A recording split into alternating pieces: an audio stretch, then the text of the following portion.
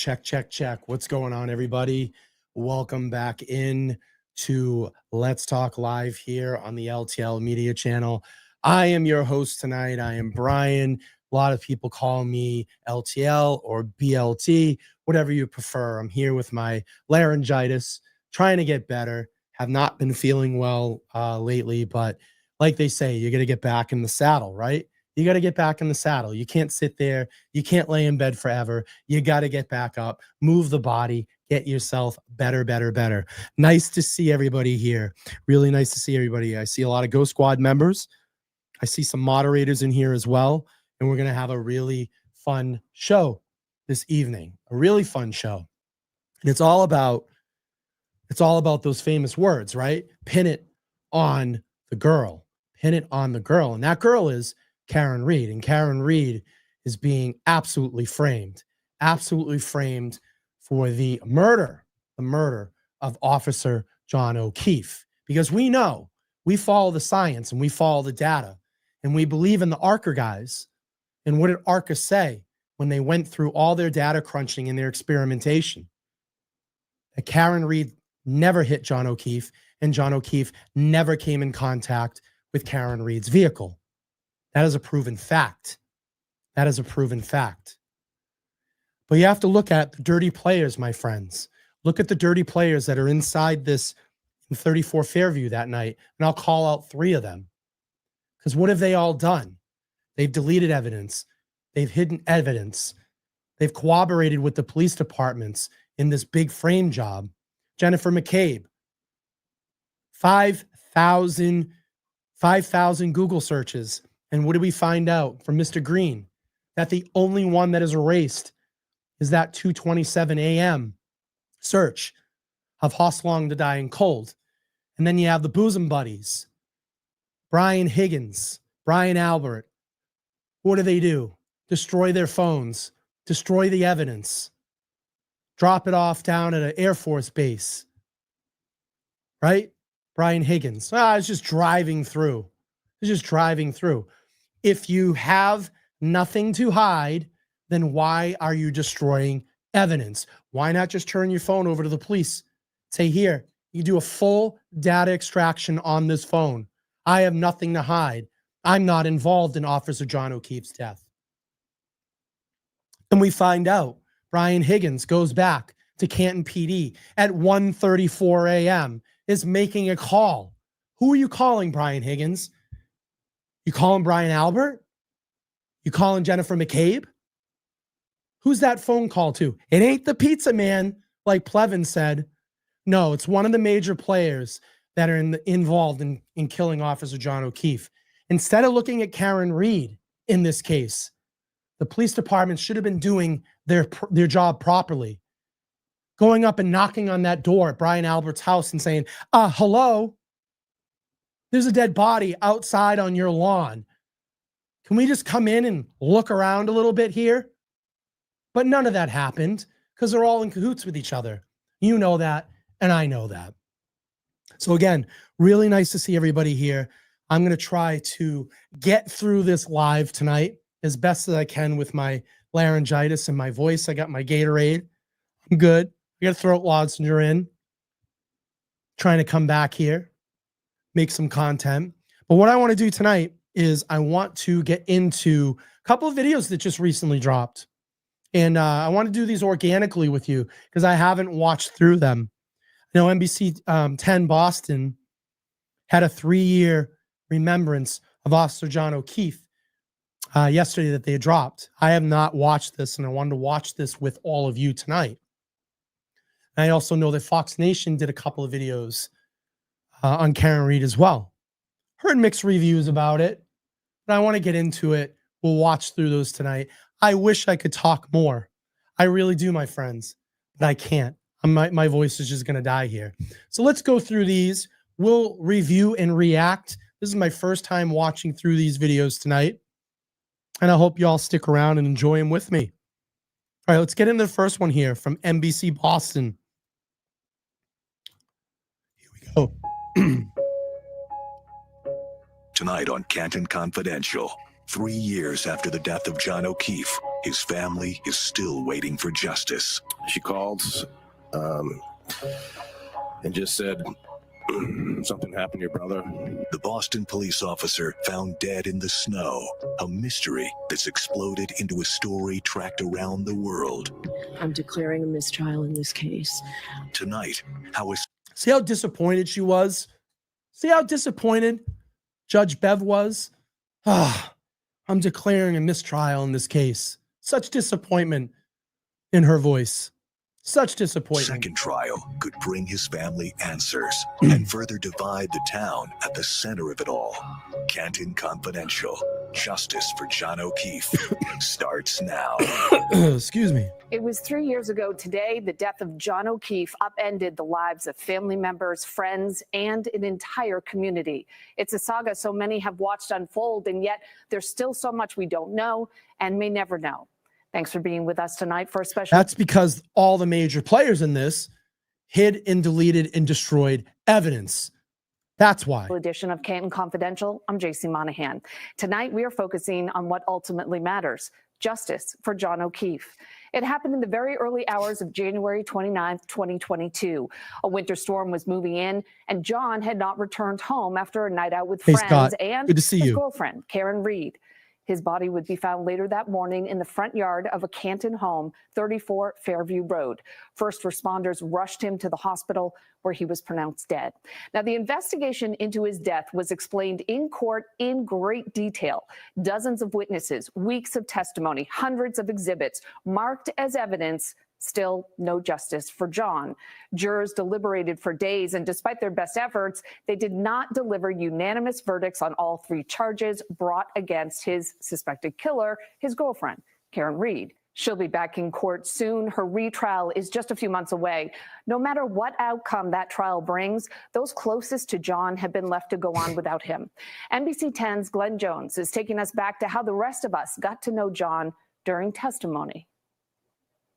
The world knows John O'Keefe as a proud Boston police officer of 16 years. The people who knew John intimately call him Johnny. And I want to make sure that I make a point here because, you know, the big consensus out there from the other side is that John gets lost in all of that. That is farther from the truth. That is farther from the truth. Because if we have justice and we free Karen Reed, that's justice for John. That's justice for John. Then we could start turning this on and looking at all those major players inside 34 Fairview. You know, John does not get lost in any of this. And that's so infuriating to hear. We're here because of that. We're all here because of him. Because we want to know what happened.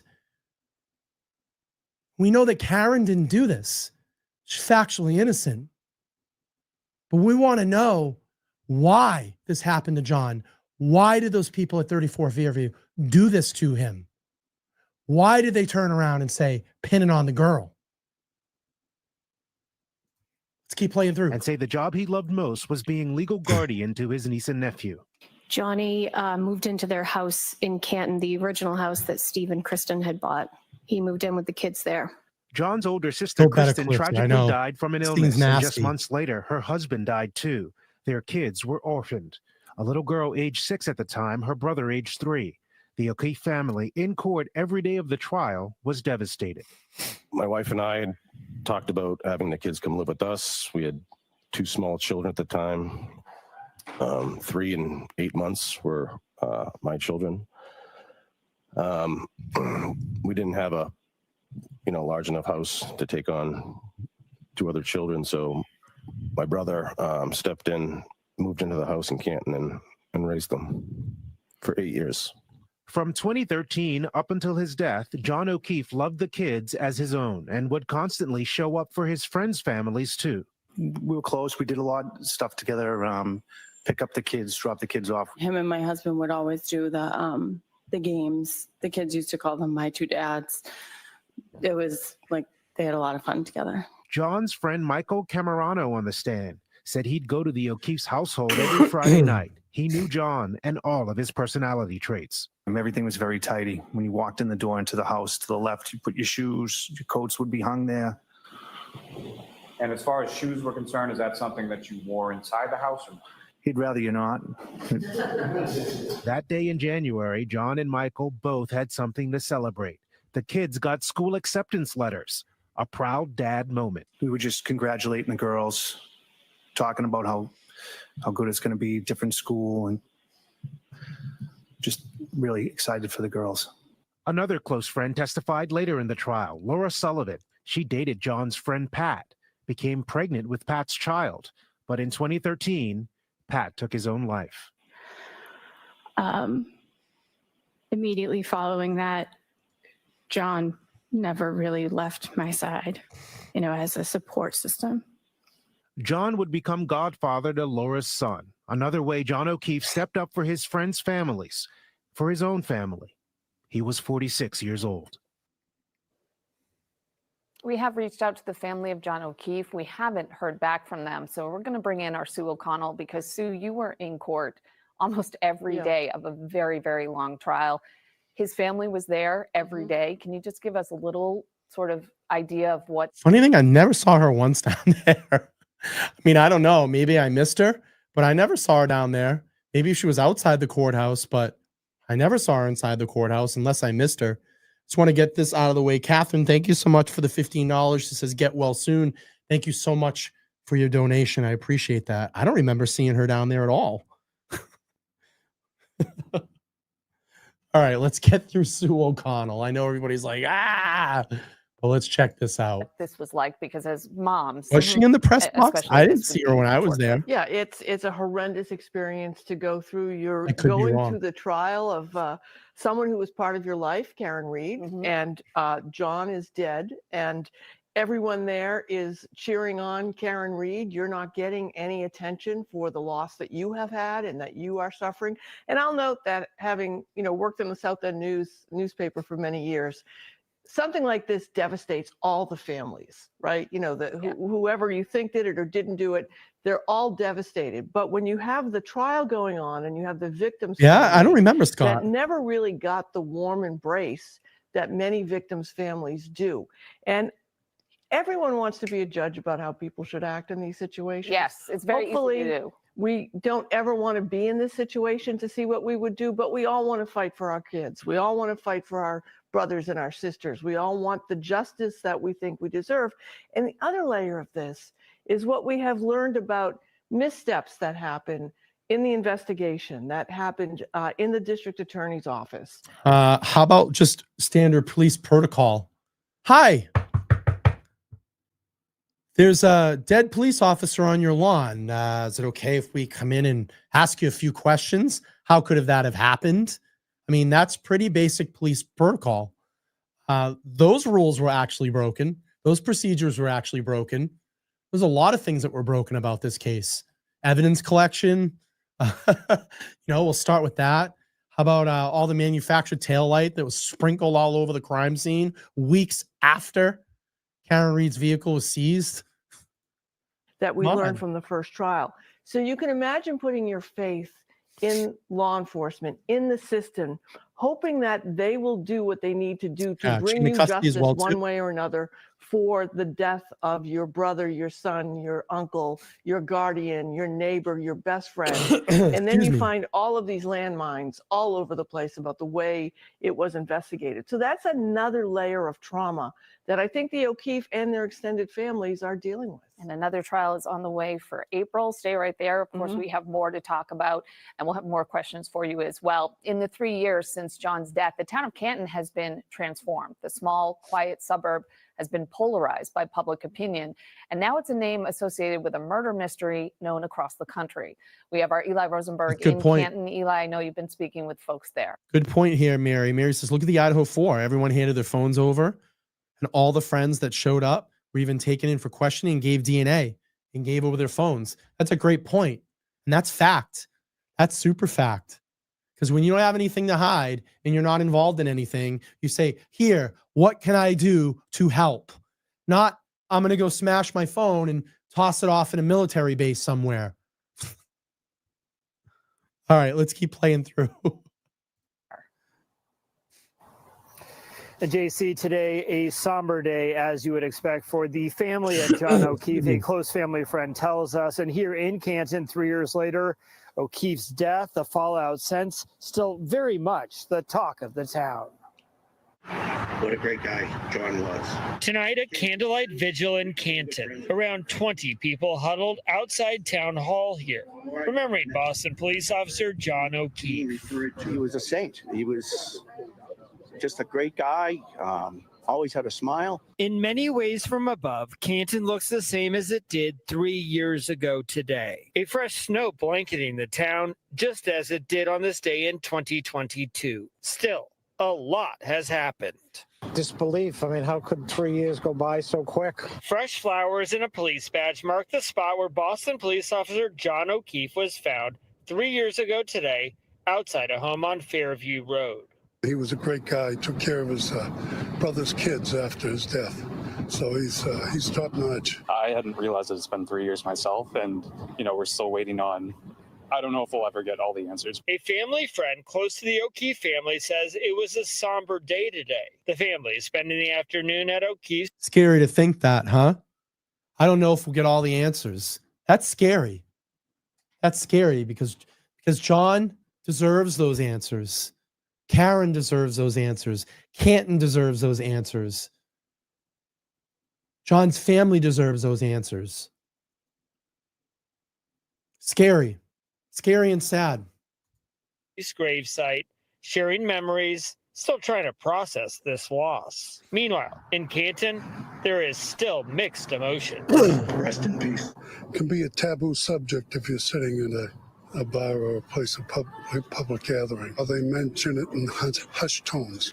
I don't think it'll ever go away, no matter what even happens after the retrial. It's just going to keep going on and on.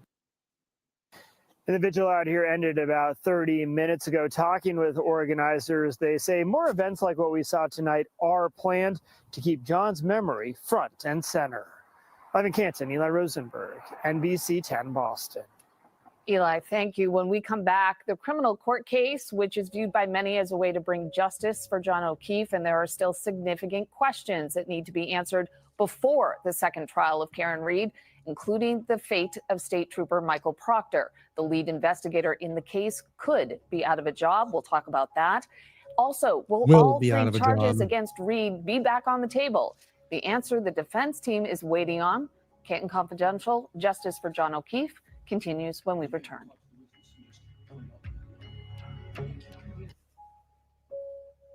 As we've mentioned, today marks 3 years since the death of Boston police officer John O'Keefe, and his family and the town of Canton are still searching for justice tonight.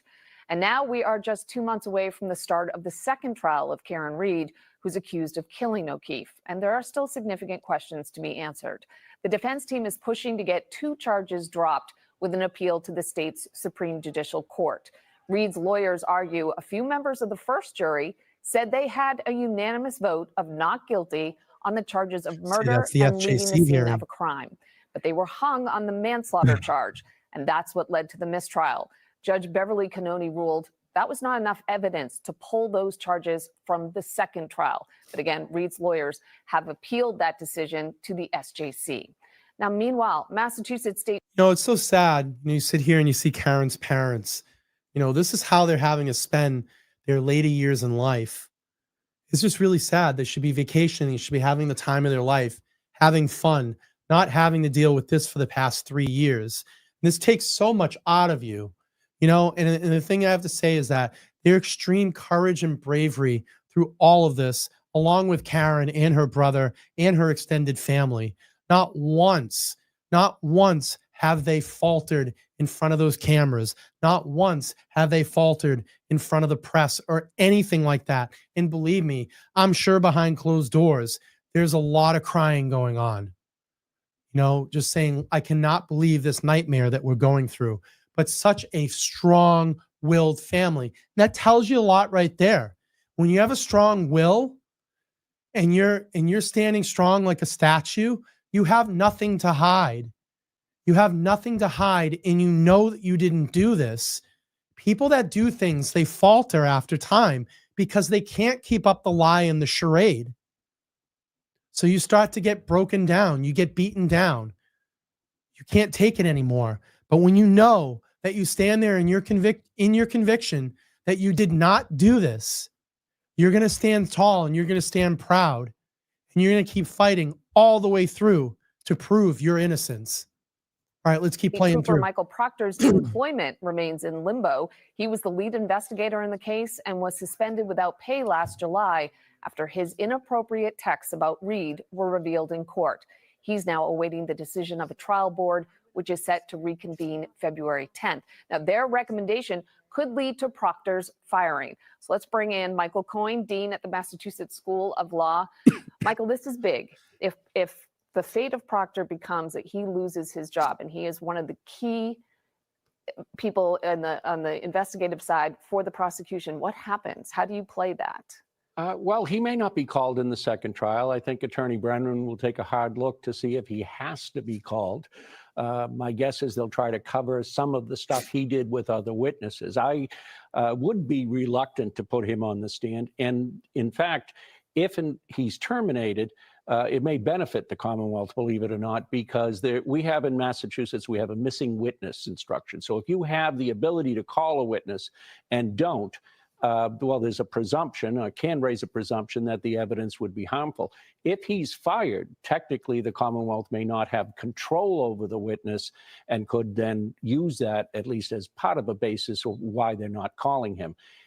Absent the missing witness instruction, it may benefit them not to call him. Oh, we talked. And I still believe, and this is my opinion, I still think they're going to wait.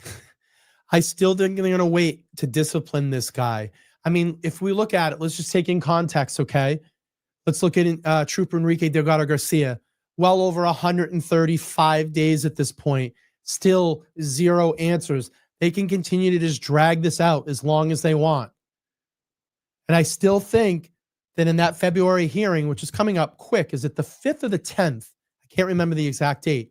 But he's supposed to, Trooper Proctor is supposed to go back on I think it's either the 5th or the 10th for that second part of the hearing. They might get to a point and they just say, okay, well, we've looked at all the evidence. We've taken everything in. We're going to take this under consideration. This could be dragged out in the 10th. Thank you. This could be dragged out for months until after this trial. And then you have to start looking at Brian Walsh. Brian Walsh's case is coming up in the fall. So they may drag it out even past that. So it remains to be seen. But I don't see, I just, in my heart of hearts here, it just tells me nothing would surprise me with the Mass State Police if they didn't drag this thing out for months to come up with some type of decision. Or he just gets some bullshit disciplinary thing. Oh, a loss of 2 weeks in vacation. I mean, for Christ's sakes, look what they did with Tully. Couple days vacation, right? And was able to go back and return to work. So it remains to be seen. But I'm still very skeptical about it. Still very skeptical about it. So much about that in the first trial. We also talked about how the defense team, Karen Reed's team, is appealing to the SJC. You had said in the past you don't think any of those 3 charges would be thrown out. We heard Judge Cannoni say they're sticking with the 3 charges going to the second trial. Do you still feel that way strongly? I do. I feel very strongly that way. We have a long history with respect to verdicts in the Commonwealth needing to be made in open court so that we can clearly examine that the jury is in total agreement. That didn't happen here. No verdict was entered on the record. No verdict was entered in open court. I would be surprised if the Supreme Court chooses to overturn that precedent and allow only one of the 3 charges to proceed. We should hear, when do we hear from them? Well, we got to hear from them very shortly. We have to, right? Since the case was pushed off to April, the court had a little more time.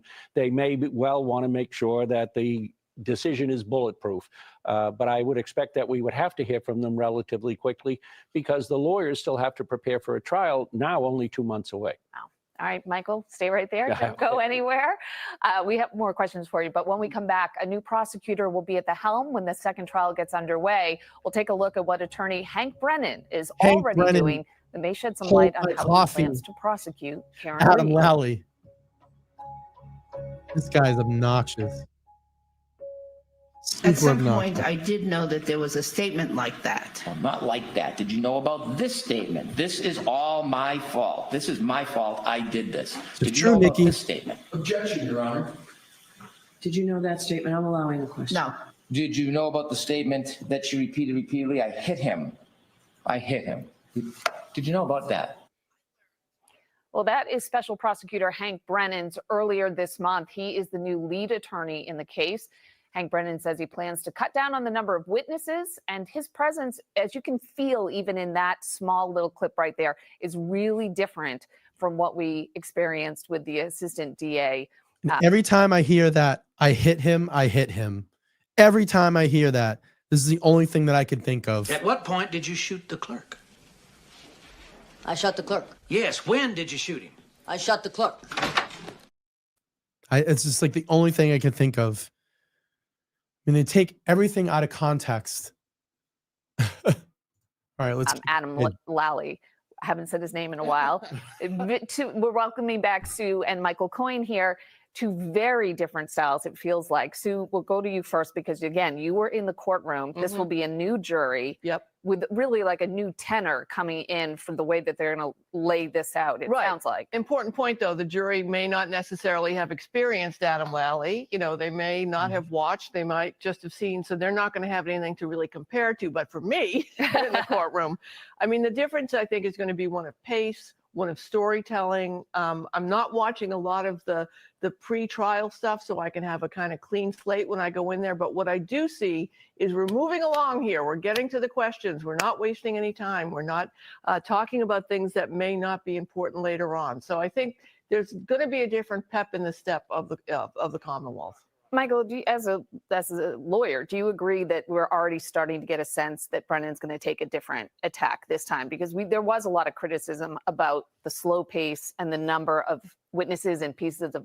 evidence, frankly, the first time around. Yeah, no doubt about it. I mean, what you've already seen is an aggressiveness with respect to some of the motions in limine, the dog bite expert, the searching for the cell phones of the parents and the like. He's really taking a fresh look at the case and trying to have the judge take a fresh look at some of the evidence that she introduced last time. Now, even though he ultimately lost the dog bite witness, the fact is he had a free chance now for cross-examination. He saw what works. He saw what would undercut her credibility, and that gives him an advantage going into trial. There has to be an advantage on both sides, I would suspect, although, again, we're shaking up the prosecuting side and the team and how they're going to handle it. I'm going to throw this one at you. The defense, I assume they're preparing in a different way this time around, at least on some level. She said, Ms. Reed has said to Kirsten that, in fact, they're relooking at everything and will try a slightly different case this time in all likelihood. They know what didn't work. They had ultimately, that jury was 9-3 to convict. They're going to have to try to revise in order to try and get a jury that will agree with a not guilty verdict. So we've thrown out a couple of things here, like the dog bite expert. And this goes back to the fact that there are so many witnesses and pieces of evidence that when we were talking about this again, I had forgotten a lot of it, the minutia that we got into that time around. So Sue, again, in the courtroom, I know you would comment a lot about how the jury was feeling that day and that there were days where the slouching began. And but this time, you know, I think it feels like it will be different. If they just shorten the amount of witnesses, you know, I think. Yeah, if they don't talk about what was the weather like? What was the band playing? Where was the band? What kind of drinks did you have that night? Like, let's just get to a point. Some of those witnesses were redundant and didn't really move anything forward for the Commonwealth. I mean, remember, I think the defense only had 4 or 5 witnesses, a very short number. Was it snowing out? So if they're actually able to consolidate or ask fewer questions of the witnesses, I think that the jurors will be able to pay more attention with. But keep in mind, that's all by design. It's just to beat the jury down with a bunch of unnecessary shit. And then after a while, they're going to start tuning out. So if I can just beat them down and put a whole bunch of nonsense out there, if I had you in a room for 7 weeks and just kept repeating the same thing over and over and over and over again, at some point, probably by week 2, you're going to start tuning out. So it's just all by design. Beat people down. They're going to lose interest in what I'm saying. They're not going to want to pay attention. They're going to want to go home. So, like I said, it's all by design. I think an open mind, and Michael, you could speak to this better than I, but at some point, if you think you're hearing the same thing over and over again, you stop listening. Yeah. Right? My kids have proven that. Yeah, exactly. So if someone's going to come up and talk again about what the scene was, when they showed up, what happened, and there's no new information, jurors you could just see the gaze go over. As a lawyer, though, I swear I did not watch this.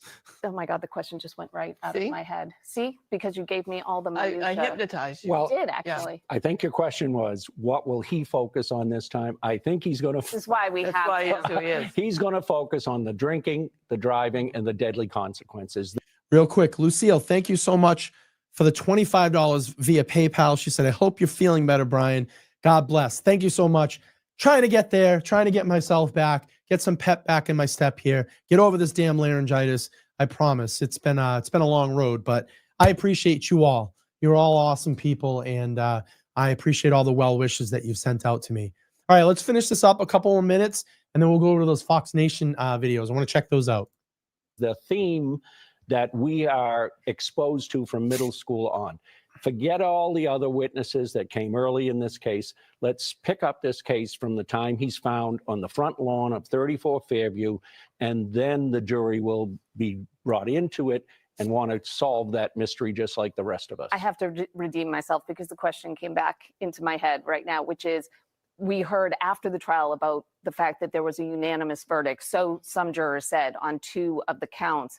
Knowing that, as Brennan is going in, that must also take a way or reposition him in how he's going to play it, knowing that in the last time, there's very high likelihood that they said not guilty on 2 charges. The third count doesn't make sense to me if they had a verdict on that, So wrong, if Scott. they didn't reach it on 2.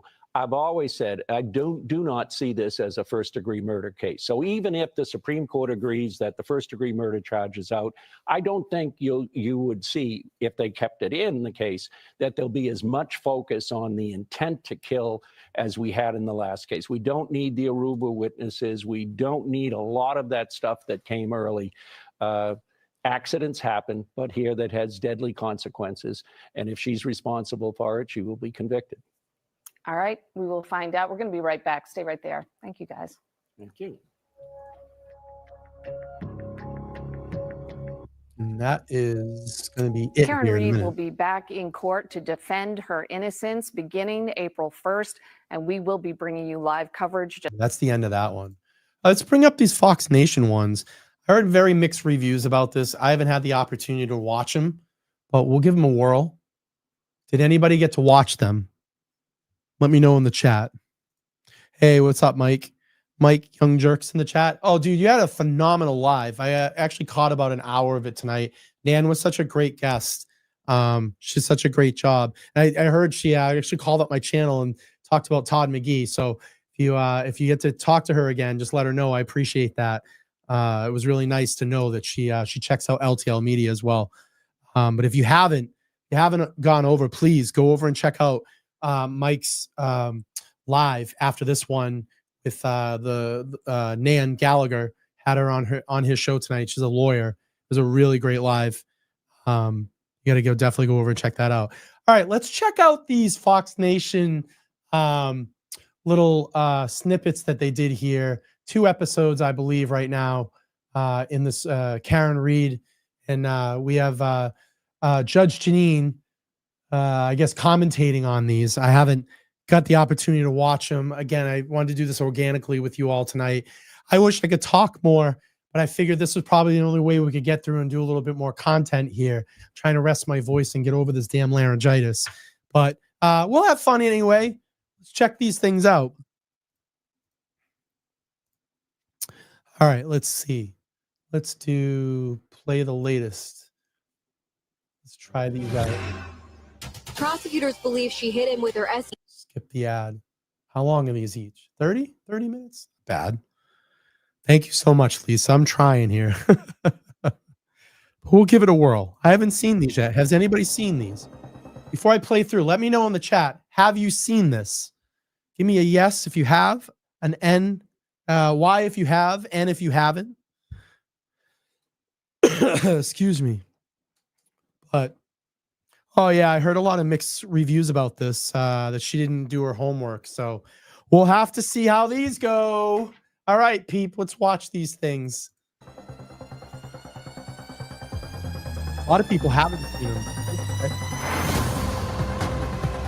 Let's check it out. Some mixed reviews. Yes, no. I haven't seen them. We'll hang out and check them out. Hope this is the first episode. I think it is. In June of 2022, Karen Reed was charged with second-degree murder in the death of her boyfriend, Boston police officer John O'Keefe.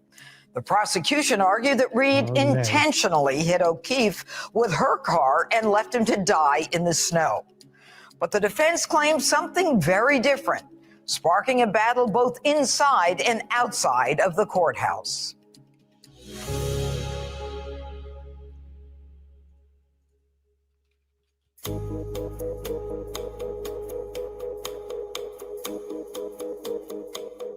After she was charged, there were a flurry of motions for years between the prosecution and the defense team. Actually arrested and charged on February 1st. Over again. But every time you'd go to the motion hearings, you would get more facts.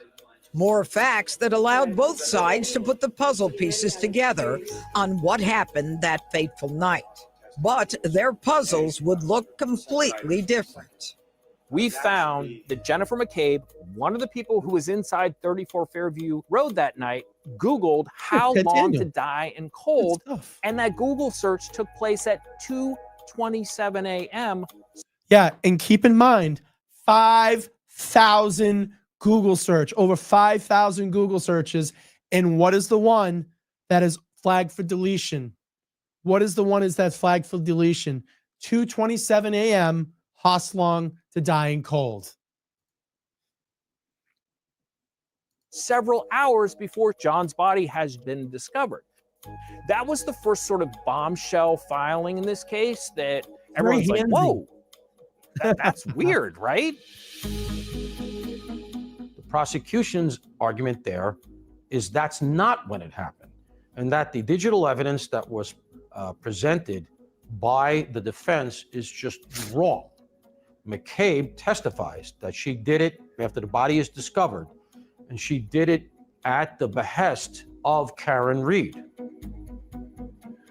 You know, it's funny. Although it shows up at... People are talking about having Nan on the show, and I did have the thought of that. But if I brought her on, I probably would want to talk a little bit about Trooper Enrique Delgado Garcia and just kind of her take on all that. I'm not sure how much she's followed it, but I know that she did mention during Mike's show that it is a case that she wants to talk a little bit about. So maybe I can have her on with maybe Todd McGee, have her come on with Todd McGee. I think that'd be a really great three-way show, something that I can work on, of course. But we'll see how that goes. All right, let's keep playing through here. I'm kind of curious about this. 2:27 a.m. on the phone records. Jennifer McCabe is saying, no, that's just when I opened my Jersey tab. Jen, thank you so much. I was actually searching You here and loving it. Thank you for the $2. basketball for my Appreciate that. kids at 2:27.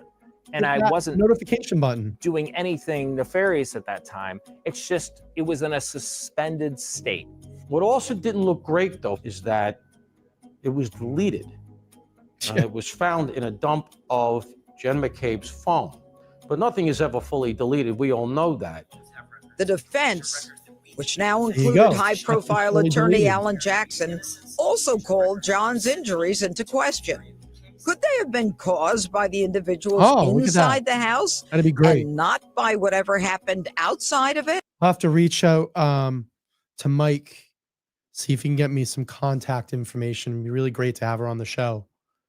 Not that I want to hijack his guests, but I know she did express some interest on her show and said that she has seen my show and interested in some of the cases I've followed. So that would be great. But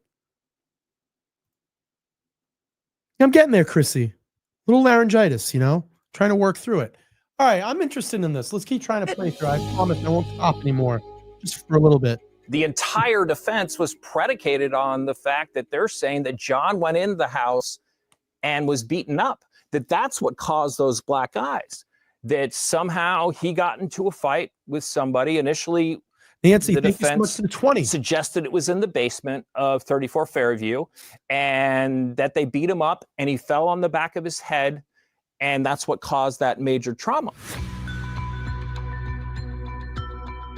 Karen was kind of keeping me informed as to what had happened. When she told me about Paul O'Keefe saying that John looked like he had gone 5 rounds with Mike Tyson when they had to ID his body. It's true. Then things started to really add up. So there's this idea that Higgins, the ATF agent who knows everybody here, he had a beef with O'Keefe, and that's why they beat him up. There's allegations of romantic relationships in and among these people.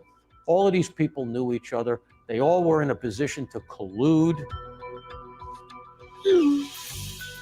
There was some stuff that came out with Brian Higgins and Karen doing some flirtatious texting. So there's also that theory that John was lured to that house by Brian Higgins to maybe confront him about, your girlfriend had been texting me. Maybe That's been my theory all along. I've stuck with that theory all along. I always thought that it was Brian Higgins. Always thought it was Brian Higgins. I know John. I've met John a couple times. Pamela, thank you so much for the $25. And she says, free Karen Reed. Thank you so much. I appreciate that. All maybe right, they were going to have an argument or possibly a fight. I don't think that they lured him there to murder him. I think they lured him there to probably tune him up, maybe say some stuff to him. Everybody had been drinking. It got out of control. And before you know it, John's incapacitated right back. and near death. But would a fist fight result in puncture wounds to John's arms? And for that matter, would being hit by a car? When you look at the injuries, you wonder, okay, how does this happen if he gets hit by a car? And the prosecution is saying, well, the taillight's cracked, and the cracking of the taillight then causes the arm to go across the taillight, and that cuts and causes these injuries. But what the defense suggested was the Alberts had this dog, Chloe, a German Shepherd. And they suggested that when John was in the house and getting beaten up, that Chloe also attacked him and created these puncture wounds on his arm. Microdots. They had a very aggressive German Shepherd. Police officers use that dog to attack, use that dog to bite, use that dog to subdue people. We've all seen police movies and cops. That's what those dogs are trained to do. And that's exactly what the dog did to John's arm. Great presentation, by the way. The conspiracy was all Let's say concocted A+ by the so defense. far. They found no dog DNA on his shirt. So then the narrative has to change. Well, maybe they took his shirt off and then the dog attacked him. You have armchair pathologists looking at photos presented by the defense on a poster board during a motion hearing and say, these look like dog marks. Yet the Commonwealth expert and the DNA lab say, no dog caused these tears in his shirt. There was, however, pig DNA. That's right. And the defense leveraged that to say that the dog had been eating dog treats made out of pork. If the pig DNA from a doggy treat made from pork in a factory someplace probably in Guangzhou province could survive, certainly the canine saliva would have. And furthermore, is it not more likely that John O'Keefe had cooked bacon that morning and it splattered and some of the grease survived on his arm or something? There are far more likely scenarios there than the idea that the pig DNA came from a violent German Shepherd. Well, I tend to believe the dog treats over John cooking bacon in the morning and spilling grease on himself. I find that a little more hard to believe.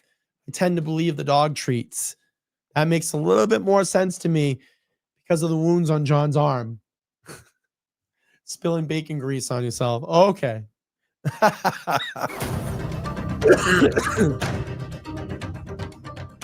The interesting thing about Chloe is that she was no longer in the picture. Some 6 months or so after John's death, the family got rid of Chloe. The Alberts say Chloe attacked other dogs in the neighborhood, and the neighbors weren't happy, and they wanted to give Chloe a new home in Vermont. But one thing we never saw in the trial was an affidavit. I don't understand why the defense didn't focus more on that in the trial, or try to compel some testimony to that effect. If someone has Chloe, put that person on the stand and say, yes, this dog is now living with me. The case progressed with new twists and turns, but perhaps the most surprising of all was what happened outside the courthouse every time Karen and the O'Keefe family arrived for pretrial hearings. Real quick, I just want to do this. Lee, thank you so much for the $20 via PayPal. It says, keep on trucking, Brian. Truth needs champions like you. Oh, thank you so much. That's very, very kind. I really love these messages coming in tonight. All right, let's get back to this episode. She's totally factually innocent. This is all just a sham. I'm here because Peter. I 100% Coffee believe cake, Karen thank Reed you for being a new member. is not guilty of these charges. Citizens and supporters aren't standing for it. They've showed up loud and clear. Karen Reed has kind of become a celebrity. There are so many people who are thoroughly convinced that she is being framed, that they're taking weeks off work to go to her trial, to go to her hearings. I have never seen a movement around someone accused of murder like this. In truth, when I and arrived at the justice. courthouse itself, I was just like, this doesn't feel like I'm going to a murder trial, especially with all of the people there and the signs they were holding. I truly felt like I was going to a Taylor Swift concert. Let's be clear about one thing. There is no justice for John O'Keefe without That's right. justice for Karen Karen Reed. Reed. The case also attracted the attention of controversial YouTube blogger Aidan Kearney, Turtlist. also known as Turtle Boy. He is sort of the founder of the Free Karen Reed movement, and the group has learned a lot about the case from his reporting. He answers to nobody. Look at that. He's his own brand, and he, just like Look at his Karen, brand.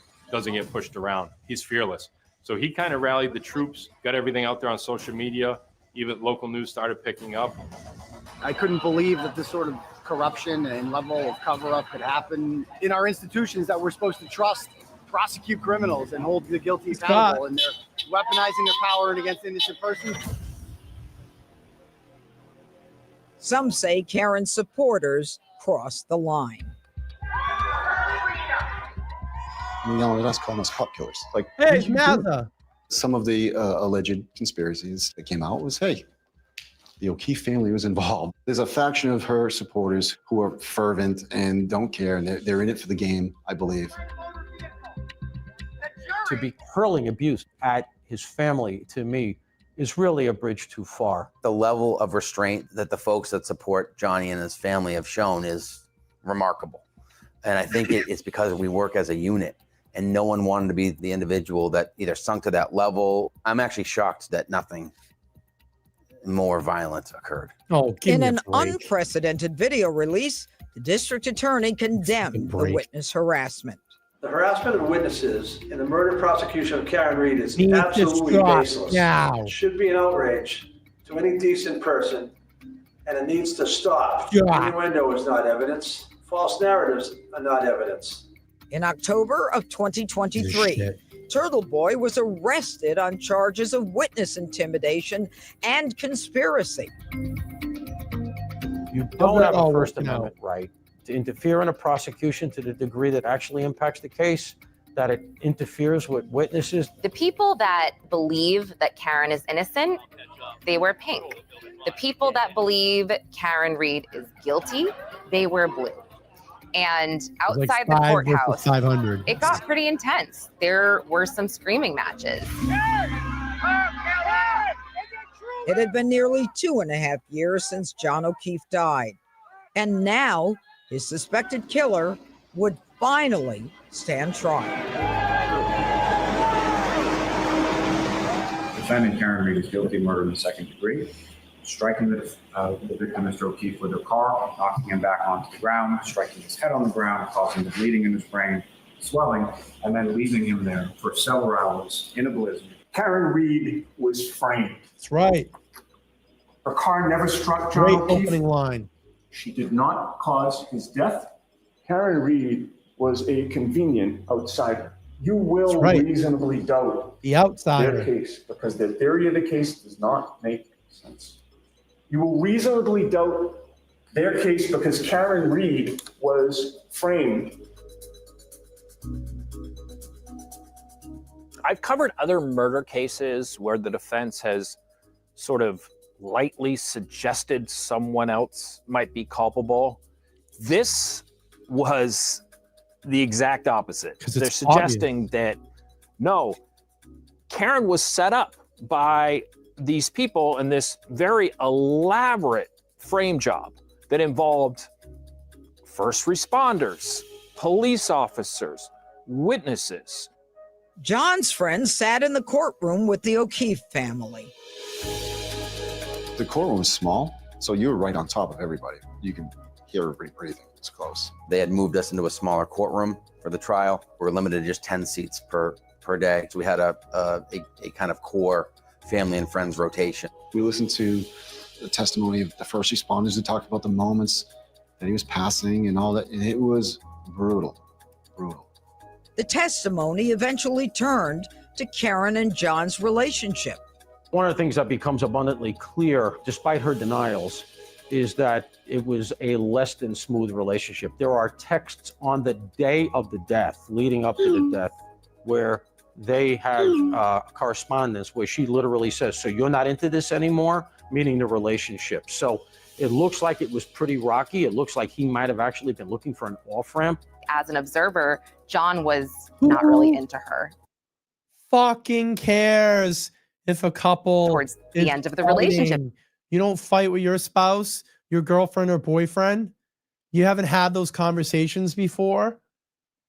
Doesn't mean that she got in her fucking car and ran him over. It's ridiculous. It's ridiculous.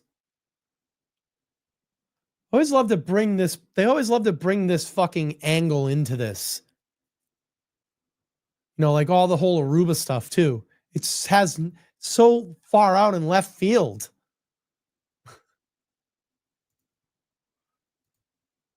So you're not into this anymore? Doesn't mean I want to fucking kill you, right? Just questioning the status of your relationship. It'd be another thing if she's like, "I hate you, I want to kill you," right? Be a little bit different tone. All right, let's keep playing. If it's gonna play. You could just see it in these texts. He just did not want to have this conversation that Karen wanted to have about the relationship. So I feel like a breakup was imminent. During the trial, we learned from members of the O'Keefe family that they thought the relationship wasn't as good as Karen's team was making it out to be, that there were these arguments, and John had at one point reached the end of his rope. No, like usually if someone wants someone fucking dead and they do it, they're not driving back to look for that person. They're fucking staying in bed and sleeping out the rest of the day, right? Typically you don't fucking kill someone and then go back and look for them because you're in a panic and call them over 50 times. Where are you? Looking for them. That doesn't happen. Doesn't happen.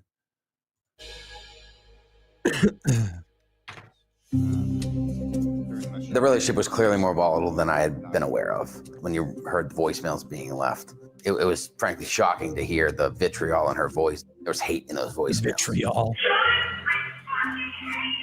John, I'm telling you, fucking kid. Nobody knows what the fuck you want to fucking pervert. Yeah, it's 1 a.m. I'm with your fucking niece and nephew. You fucking pervert. Yeah. You're fucking pervert. Well, probably means that he's run off and done Also things pervert, before, right? Which is strange and seems to track to maybe some argument they had in the car or something he did. The voicemail messages that Karen Reed left John that night, I think you can look at those in two ways. One, you can look at them as a ticked off girlfriend whose boyfriend's not coming home. But the way the prosecution framed them was, here is this, irate woman who's just so angry at John. And this shows her state of mind. She had intentionally hit him to kill him and was aware that she hit him and left him in the snow. She knows he's not going to answer those calls because she's left him for dead. And she'd have to be a hell of an actress, in my estimation, to make those calls to try to cover that. The Commonwealth also doubled down on Karen's comments that she had hit John. There was one individual that replied several times, I hit him, I hit him. She said, could I have hit him? She said, do you think I hit him? Do you think I hit him? And I said, no, I don't think you hit him. I think you probably hit something. I can tell you today with 100% okay, John. clarity. Yeah, she said, I hit him, I hit him, I hit him. Sure, she when said. you consider It's that like- both occupants of It's the like you car said, with you didn't Karen fucking Reed. Google 2:27 a.m. Hoslong the Dying Cold, right? With clarity, you say that too. That is Clarity? Kerry. I didn't do and that. Jim McCabe say on the stand, she said, I hit him, I hit him, I hit him. And then first responders who have no dog in the fight, who show up and say, we heard her say the same thing. I find it very hard as a juror, if I'm sitting there, to fully discount the possibility, and maybe the strong possibility, that she hit him recklessly. Everybody said that Karen said, I hit him, I hit him, I hit him. At trial, her attorneys showed that none of the reports ever said that. The reports from the EMTs, the reports from the first responders, nobody had that in a report, and it should all be in writing. So if you heard that, That's right. wouldn't that be a pretty important piece to write down? Goodman, thank you so much. The defense also produced a Appreciate you. slew of inappropriate text messages that have been sent by the lead investigator, Trooper Michael Proctor. From all accounts, he didn't do a thing wrong. She's a whack job cunt. Nice. From all accounts, he didn't do a thing wrong. She's a whack job cunt. That's what you wrote, correct? Correct. So following that text, I responded, yep, she's a babe. Weird Fall River accent, though. No ass. You responded to a text message from your sister, correct? And your response was, hopefully she kills herself, correct? Yes. You literally said that you hope that Karen Reed, the subject of your investigation, the woman sitting to my left, about 7 feet from me, that she would just die, correct?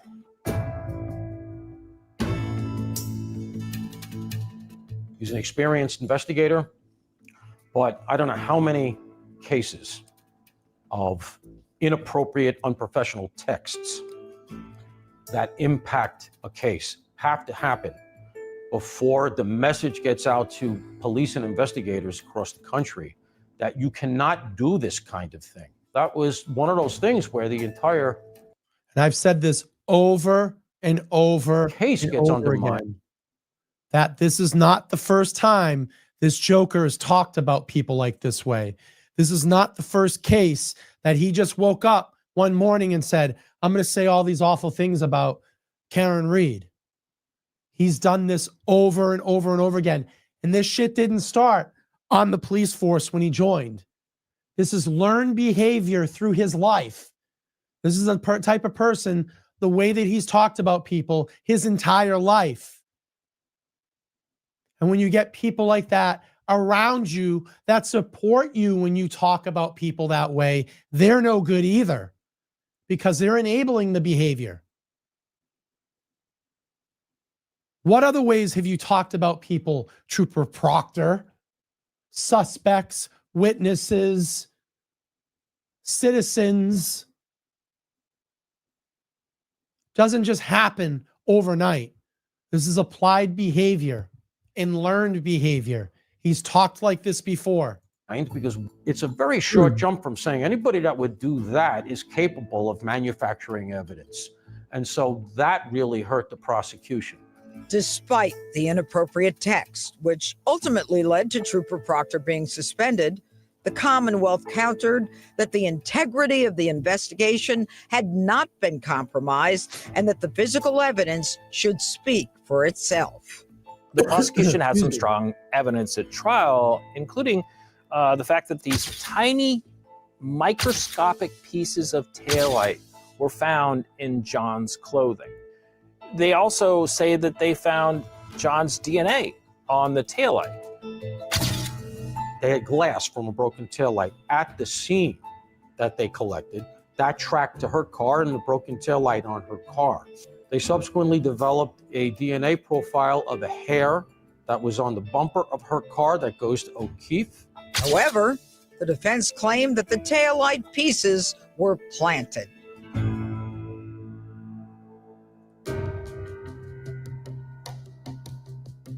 They point to the fact that there's a ring camera which pictures her backing up and bumping into John O'Keefe's parked car at John O'Keefe's house.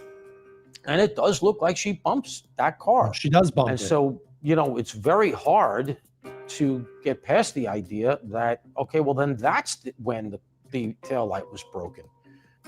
But then what the defense did is they married that video to the video in the interior of the police garage where they bring the inverted video the car, and they make this leap to the idea that the evidence was introduced in reverse. So the video is inverted, completely inverted. It's a mirror image which suggests that the driver's side is the passenger side and vice versa. Well, isn't that interesting that the question by the Commonwealth yesterday was, is there any evidence that Trooper Proctor or yourself was anywhere near that taillight? And of course, in an inverted video, it doesn't look like they are. Now that we get the truth out, who's the guy in the watch cap, in the winter cap, back there by that right rear taillight the entire time by himself? That's Proctor. Series of videos that were. The defense also reiterated their claim that John did not sustain his injuries from a car. They even called experts from the federal investigation to back up their theory. Elizabeth, thank you so much for the $10 on Cash I am App. the director of accident reconstruction at a company known as ARCA. Doctor, in your expert opinion, based on all your testing, is the damage to the taillight that you saw consistent with striking a human head? No. In your expert opinion, is the damage to the taillight consistent with striking a human arm? No. Those crash reconstructionists said, no way, the state police got this wrong, that there's no physical way that, you know, Karen struck John in the manner that they're alleging. The defense also worked to prove their claim the scratches found on John were from a dog attack. Based on everything that we've discussed today, Doctor, is it your opinion, based on a reasonable degree of medical certainty, that these injuries were from an animal attack, possibly a large dog? Yes. As they were. Everyone has their own theory of what happened that night. What I believe happened that night, Karen dropped him off right there at the street. He went into the house. She went home. A fight or an argument broke out inside of the house. I believe it was a drunken fight, and they did not mean to kill John. They realized that John was in serious, serious trouble, bleeding profusely, probably having a seizure, and they realized we cannot call an ambulance because we're all going to go down for this. I believe he was in the basement at some point. They opened the backyard door, they opened the side fence, and they dragged him out and left him on the curb to die a horrible, horrible death. Paint Chip, And thank you so much. 12 Karen month Reed pepper. was an outsider, not part of the family. She's disposable, so The they outsider. figured might as well pin it on her. Yep, pin it on the girl. So they never thought that Karen Reed would marshal the type of team and support that has come out of the woodwork to defend her. It's very true.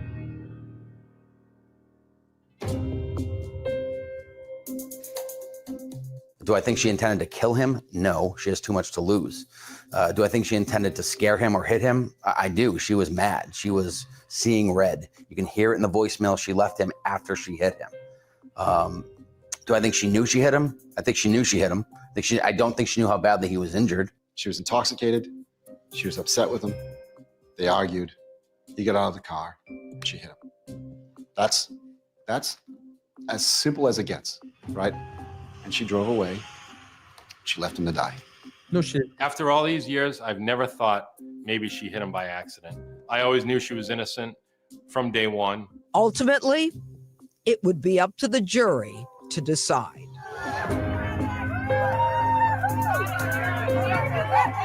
Ladies and gentlemen, there was a cover-up in this case, plain and simple. From the time he left her and walked into 34 Fairview, and she called him 53 times before finding his body. Think about that.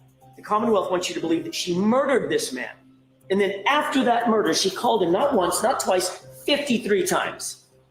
It makes no sense. Killers don't do that. What evidence do they actually have to prove that that SUV ever hit John? The answer is none. They don't have any. There's no evidence whatsoever that Karen Reed's vehicle ever struck John O'Keefe or that Karen Reed ever wanted to strike John O'Keefe. Ladies and gentlemen, Karen Reed is innocent. Yep. Do justice and find her not guilty. I hit him, I hit him, I hit him, I hit him. But those were the words that came from the defendant's mouth on January 29th. Thank you so much. John Appreciate O'Keefe you. dying on the front lawn of 34 Fairview Road, where the defendant had left him after striking him with her motor vehicle several hours before, and then left him freezing there in a blizzard. What the constellation of the facts and the evidence ineluctably demonstrate here is that the defendant drove her vehicle in reverse for 24.2 miles per hour for 62 and a half feet, struck Mr. O'Keefe, causing those catastrophic head injuries, leaving him incapacitated. The defendant is guilty of each of the 3 indictments before this court. Wrong. Thoughts going into deliberations tomorrow? Just be positive, try to feel strong, be with my lawyers and my parents, and just have faith. We've left nothing on the table. I've worked every day at this for 2.5 years, so there's nothing more I can do.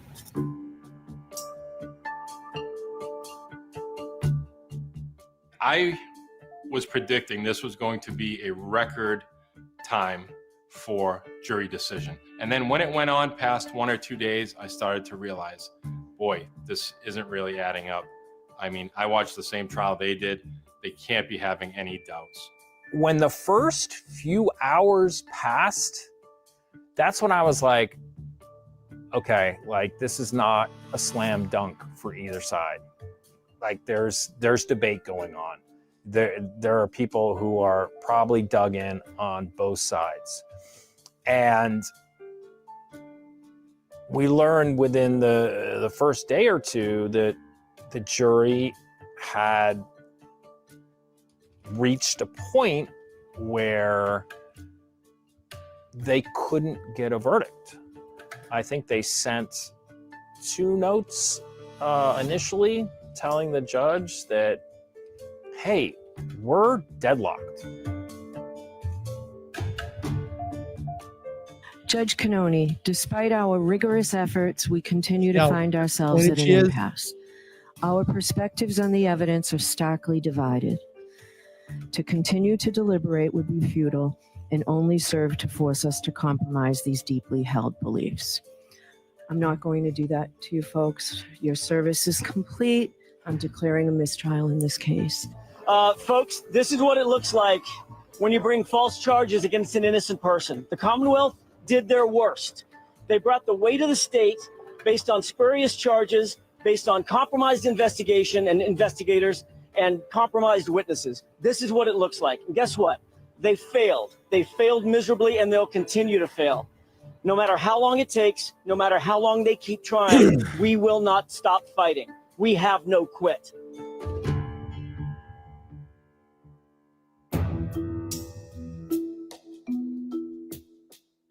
And within hours, the DA's office said, oh, we're going to try her again, and we're going to try her Unbelievable. on the same charges. Fucking hours. So we knew right away that it was going to be a round 2. Ridiculous. As far as the retrial goes, I would just like a tighter narrative. I would like the connection of dots, maybe some more visuals that prove or disprove things that are being claimed by the defense. Bring on trial 2. We'll do it all over again. Like Alan Jackson said, we got no quit. People show up. They're going to continue to support. They're going to continue to donate. Will I be disappointed with another mistrial? Yeah. Yeah, I'll be disappointed. I want the family to be able to move on. I want everyone that loved Johnny to be able to grieve. Absolutely bloodthirsty. See this? Ha yeah. Ha yeah. Why don't you look inward, buddy? 34 Fairview. I can't believe that no one would fucking question anything of any of those people that were in and around that house that night. That you wouldn't have any shred of doubt. I bet you these motherfuckers do in the back of their mind, and they're just afraid to say it. They're just afraid to say it because there's no fucking person and of any level of intelligence. If I told you that there were multiple people at that house that night and they did X, Y, Z and hid this evidence and destroyed this evidence and denied Google searches, that in the back of your fucking mind, you wouldn't say, hey, it's a little suspicious. A little suspicious with these people involved. Don't you think? Oh, no, just got to be the girl with the SUV. She had to have done it because she's his girlfriend. Oh, and she might have been upset on him that night. Blame it on her. Unbelievable. Like legitimately great. Emboldened by her supporters, Karen Reed has done what many murder suspects have not: talked to the media. I was surprised and remain surprised that they allowed her to give the interviews. As an attorney, even if you're sitting there, you don't want your client speaking off the cuff. In Karen's defense, she has said, I have nothing to hide. I'm an open book. But all those other motherfuckers do. With the next trial looming, John Jackson wants to keep his friend's memory alive. Justice for Johnny? I mean, obviously we want a conviction, right? She needs to pay for what she did. The reason we're talking is to sort of put the spotlight on Johnny. It's not really talk about the case. You know, if you hear us talking now, you see my face, you see the other friends and his family around, you're going to think about him. And that's what matters to us. You know, this, the outcome is important to us, but his memory is more important. So that's why we're here. The world lost an amazing person. And there's a million stories we could tell you, but the pain is not going to go away. Like, you know, the O'Keeffes are going to go through this forever. We all are.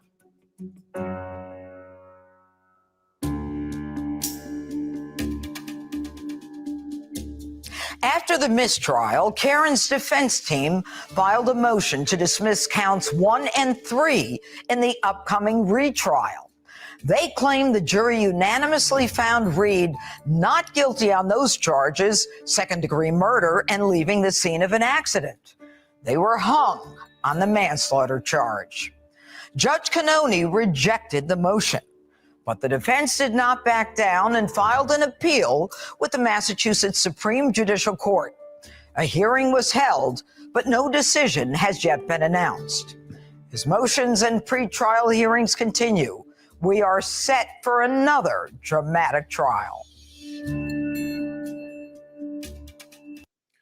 All right, let's watch part 2 to this. If I can get over to it. Let's see. Is this one? Is it this one?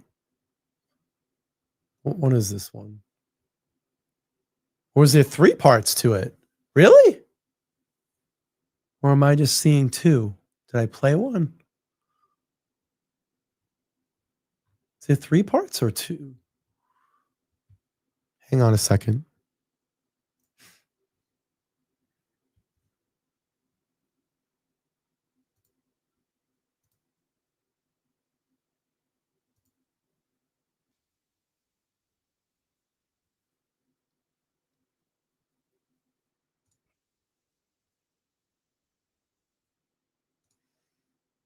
All right, maybe there's 2 parts. Each one is 30 minutes. Thanks, Nick. Appreciate that. I think this is the next one. Let's play this. Nick Rocco in the house. Good to see you, brother. All right. I hope this is did I play this one already? Episode 1. Or was that like a preview? Did I watch a preview? What did we watch?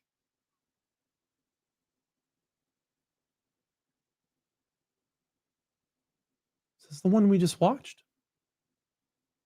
I'm lost. All right. I might be playing this.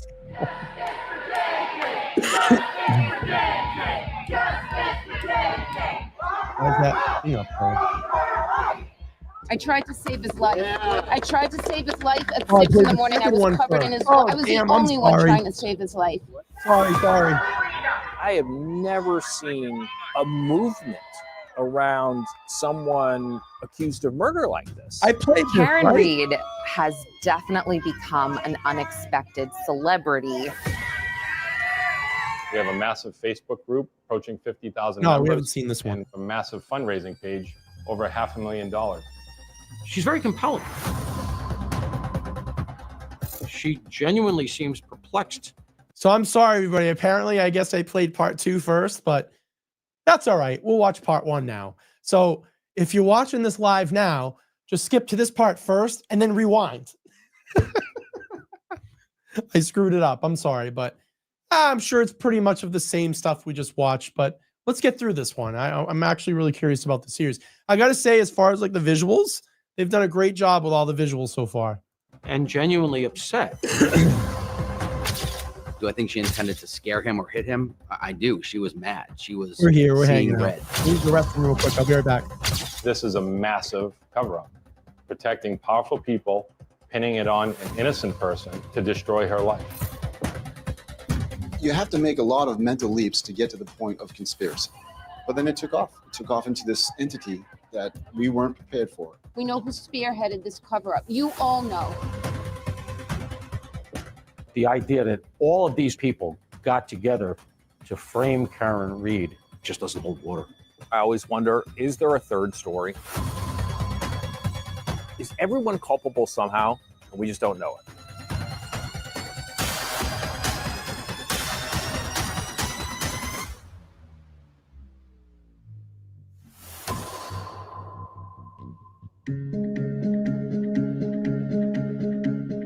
In the early hours of January 29th, 2022, a chilling tragedy unfolded in the quiet town of Canton, Massachusetts. John O'Keefe, a 46-year-old Boston police officer, was found lifeless in a snowbank outside his colleague's home, sparking a crime investigation that would capture and divide the public. As details about the case unfolded, a story that should have been clear became anything but.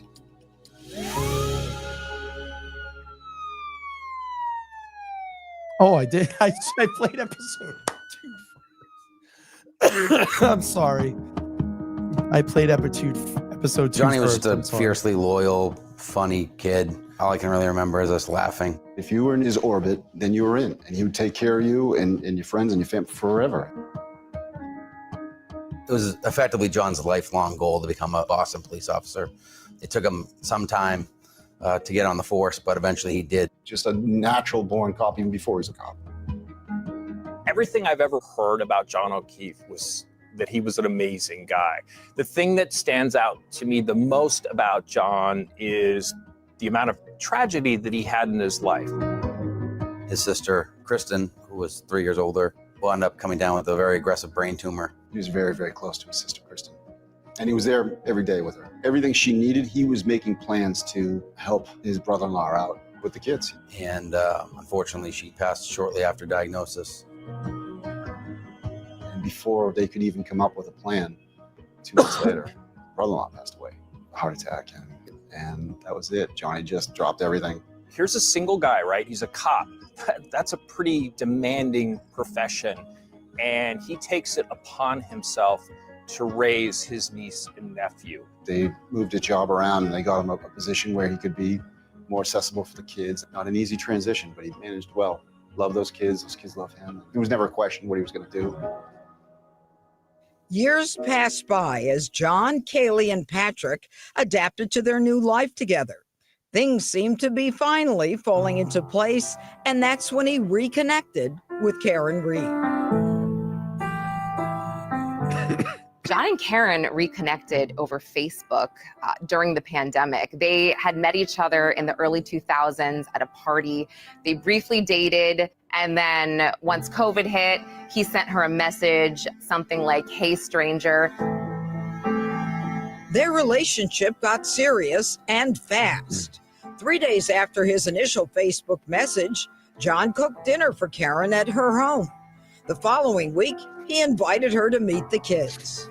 It kind of took off and blossomed into this relationship where Karen really stepped up and helped with John's niece and nephew, especially during COVID. John had to go to work. He's a first responder. So Karen Reed was the one that was really home with John's niece and nephew, helping them with their schoolwork, cooking their meals. And so she became just a huge part of all of their lives. They spent a lot of time together. Karen would stay with John and John's family in Canton a lot. From all outward signs, things were pretty good. We genuinely liked her. The last time I saw Johnny in person was at a Bruins game. He brought Karen. She was very interested in asking questions of us for about an 8-hour period. She seemed like a good person.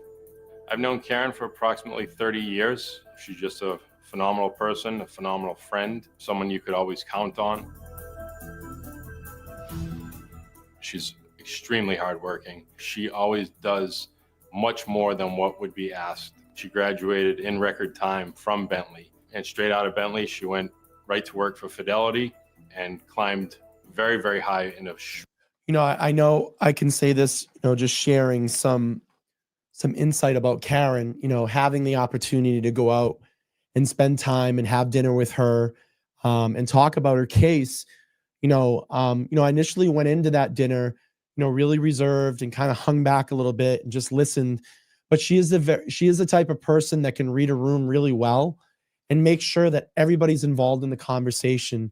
That made me feel very good, because I didn't know how to approach it.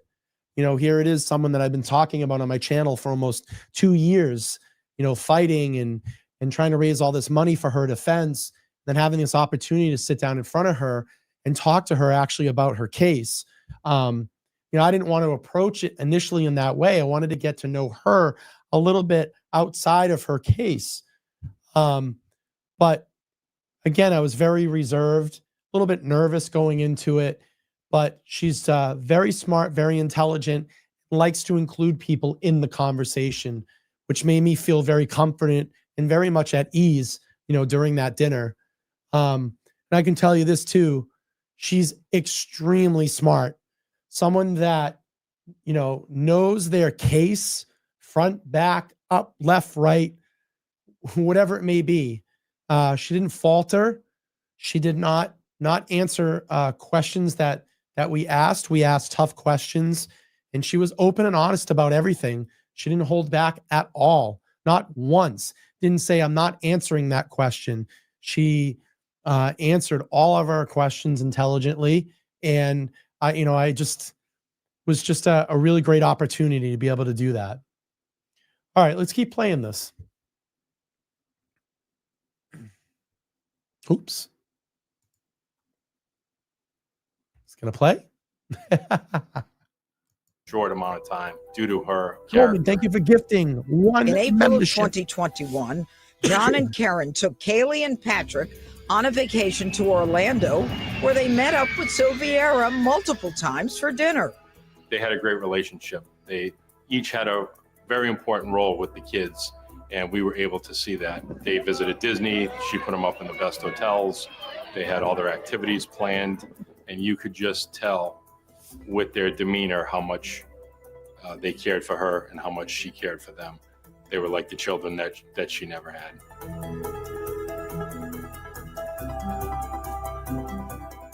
John and Karen appeared to have a normal relationship, but we don't know what goes on behind closed doors. On January 28, 2022, a nor'easter was barreling straight towards the town of Canton, forecasting heavy snowfall and gusting winds. But Karen and John weren't planning on staying inside and hunkering down. There was a lot of people out that night, despite the fact that the storm was coming. But this is also New England, right? There's some people who are not going to stay in their home for days riding it out. They're just. Let me just get to the super chat. Kim, $8 Aussie. Thank you so much for the super chat. Says, I know it's a horrible thing to think, but I can't help but feel as though Karen was convenient to John because of COVID. You know, the truth is we really don't know that. And that's really, none of our business. That's their relationship.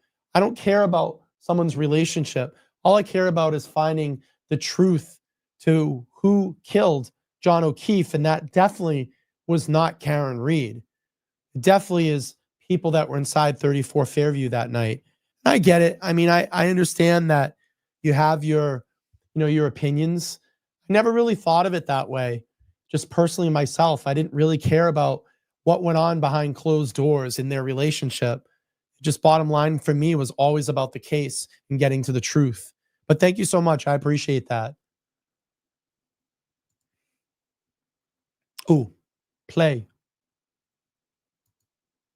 Just going to live their lives.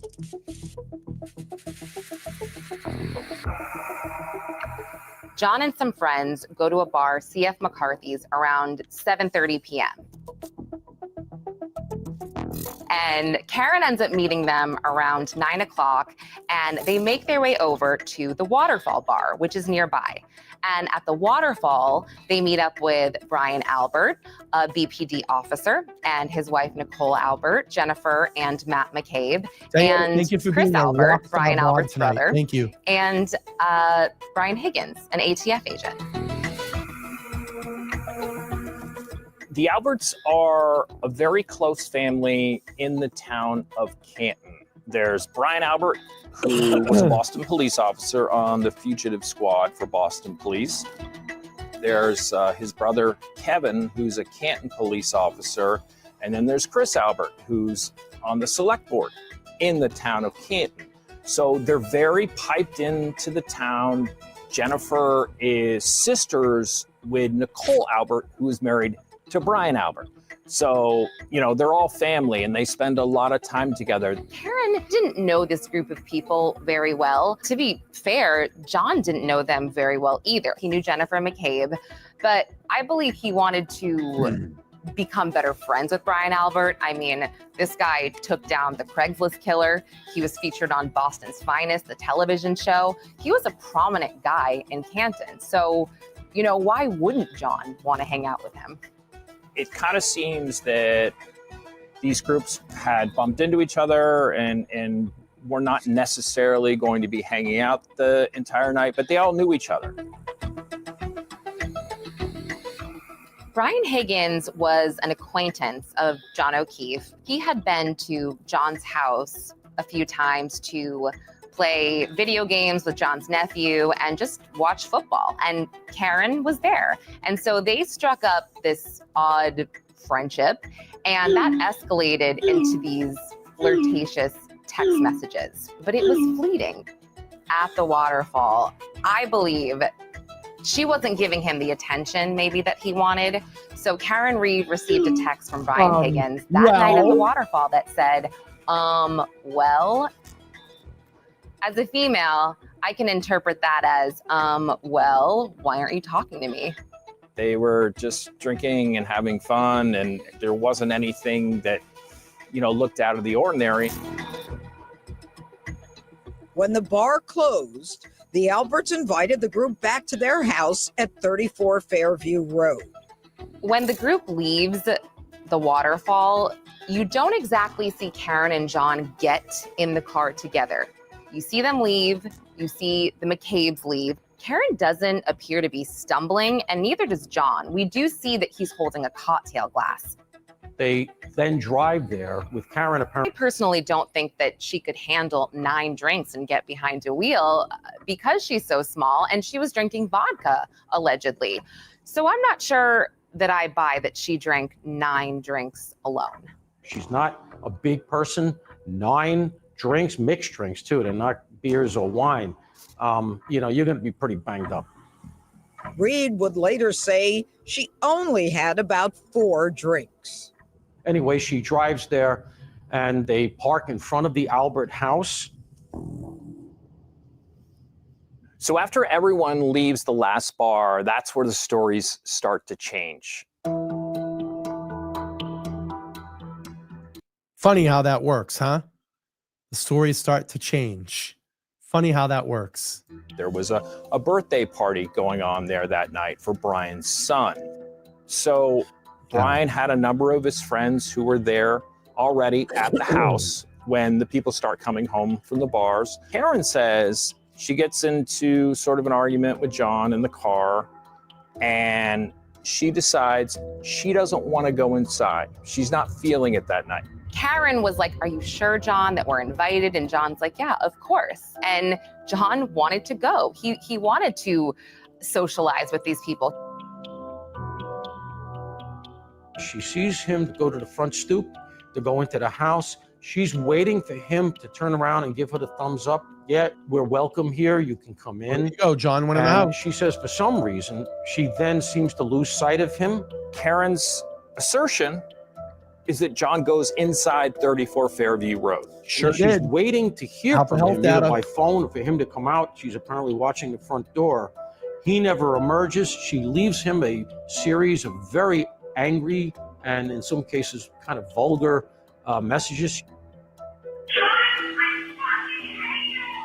And then she says she had to go to the bathroom and she was furious at him. And she said she did a slow roll to leave the block, waiting for him to come out and say, hey, Karen, come on, come back. He never does. Everyone in the house says no. John never came inside the house. We never saw him. We did see Karen's car outside. In fact, we saw it move from one location to another. And we saw it just sit there for a little while with the light on inside. But everyone inside the house says John never came inside. So Karen leaves, goes back to John's house on Meadows Road. Throughout the night, she's texting him repeatedly and calling him. Think a killer There would do is that? voicemail message that she left John that night where she is livid. John, I'm beyond your fucking kid. Nobody knows what the fuck you are, fucking pervert. Yes, 1 in the morning, I'm with your fucking niece and nephew. You fucking pervert. You're a fucking pervert. John, I'm going home. I cannot babysit me. I need to go home. You are fucking using me right now. You're fucking another girl. He's sleeping next to me. You're a fucking loser. Fuck yourself. At 4:30 a.m., Karen woke up alone. She said her anger turned to concern.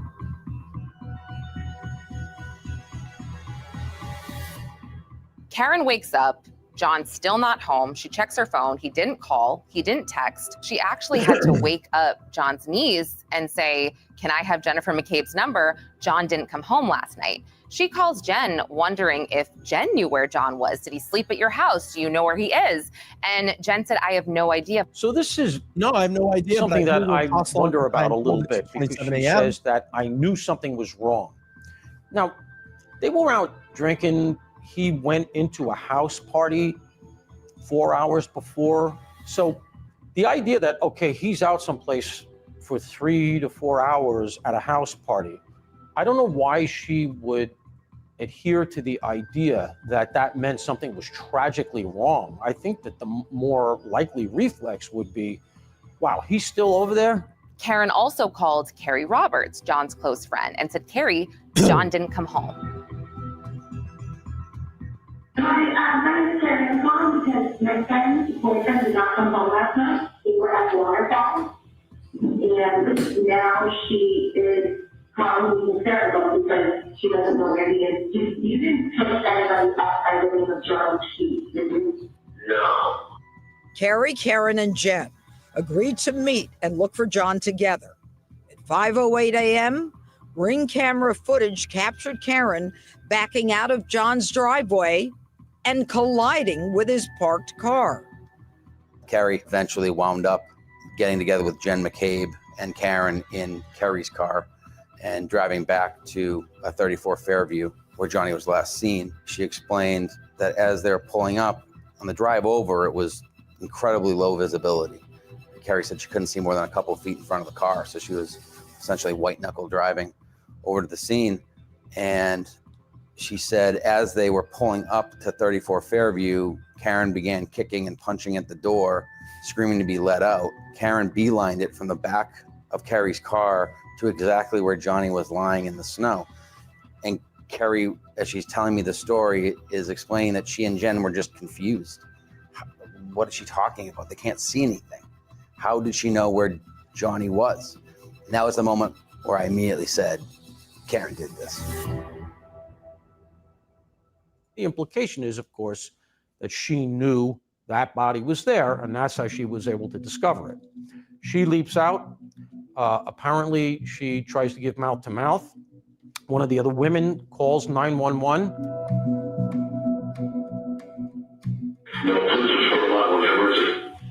Yes, I'm from the third floor. She's third floor view road. She is that the man passed out in the snow.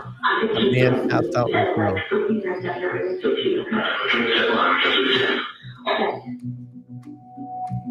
They get there quite quickly, within 15 minutes, according to Karen Reed herself.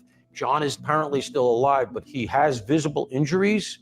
It looks like he was in a fight. He's got 2 black eyes, and then he has these either abrasions or puncture wounds on his arm. Right.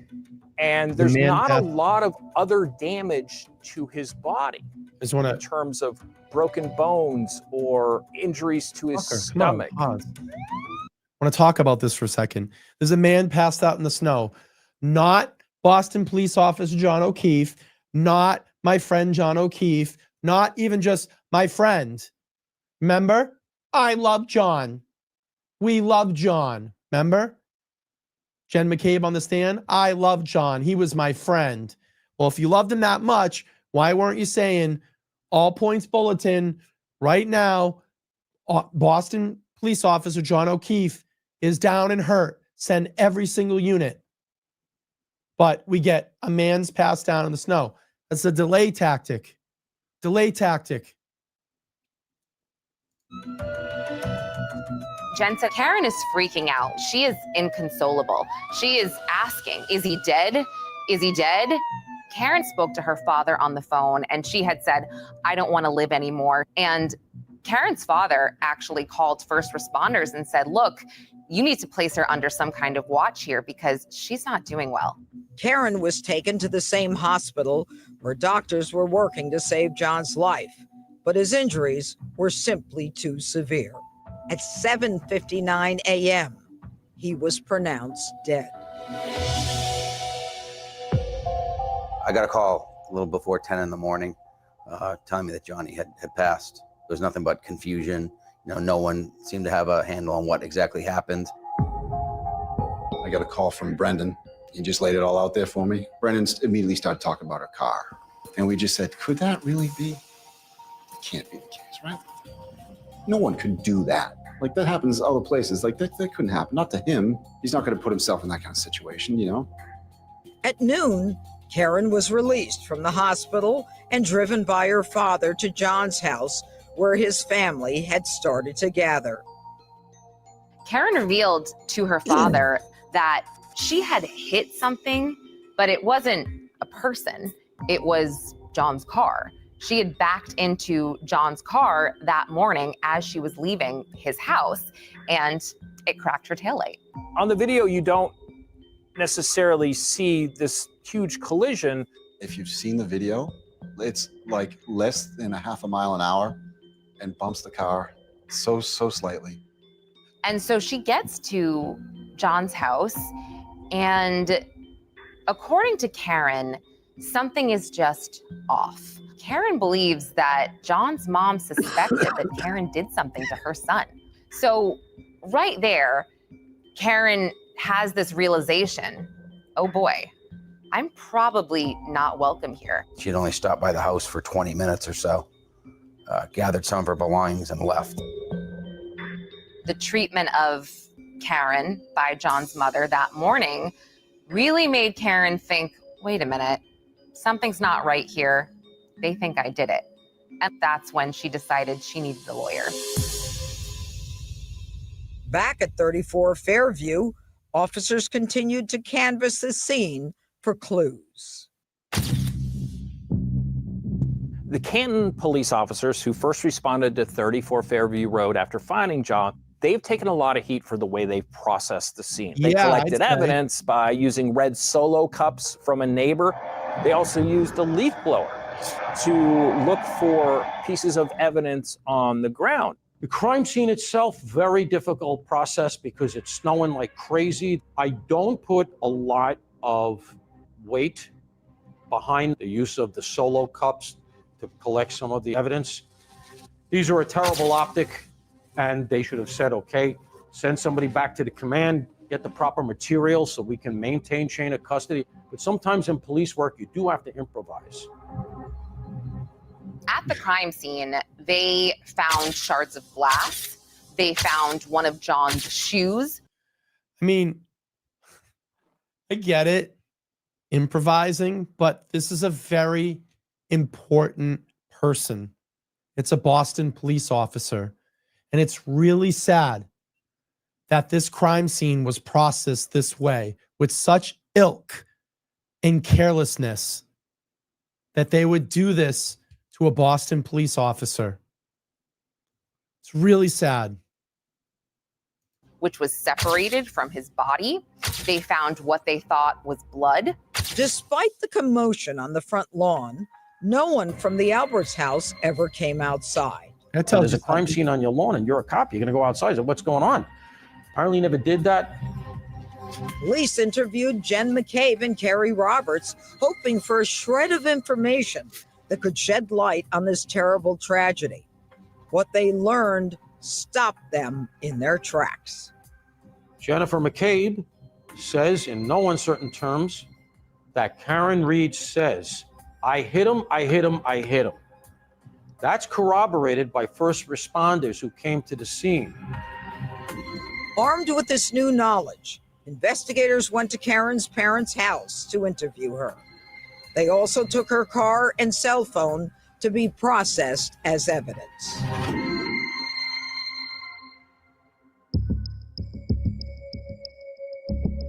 It's a good way to the car is process taken the to the said Canton police murder station. vehicle, huh? They're saying that there's damage to the taillight.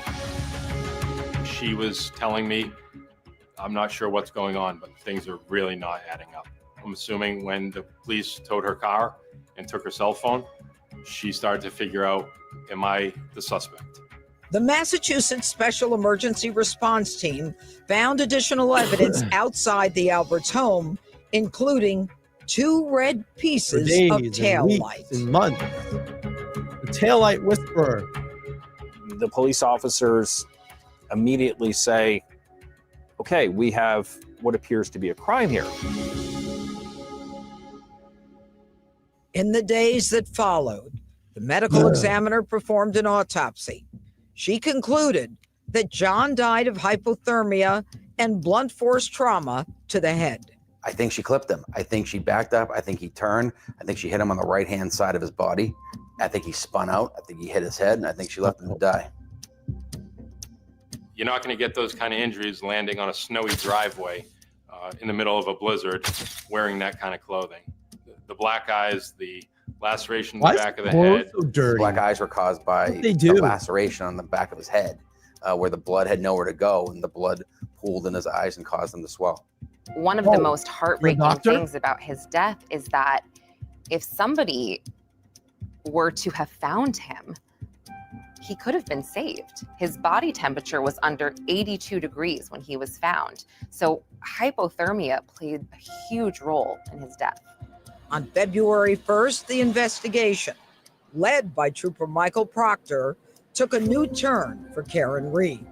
Trooper Proctor and the evidence collection team, et cetera, looked at the fact that she had a broken taillight on the back right side of her vehicle. They know she was at the scene. She was arrested. Prosecutors believe she hit him with her SUV and drove off, but her attorney says she didn't know she struck him.